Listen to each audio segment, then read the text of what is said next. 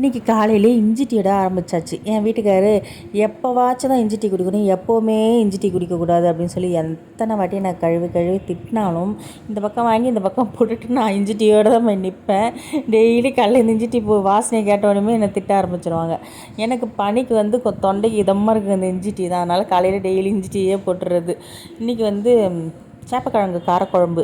சேப்பக்கிழங்கு காரக்குழம்பு எப்படி வச்சாலும் நல்லாயிருக்கும். இன்னும் கொஞ்சம் புளியும் காரமும் அதிகமாக இருக்கணும்.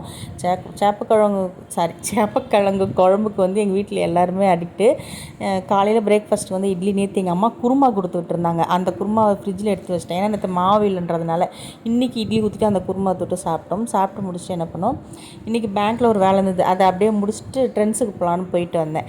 ட்ரெண்ட்ஸுக்கு எப்போவுமே நாங்கள் போனாலும் விண்டோ ஷாப்பிங் தான். எடுக்கிறது நம்ம 500 1000 தான். ஆனால் கடையே சுற்றி வளைச்சி வீடியோ எடுத்து சுற்றிட்டு வந்துடுவோம்.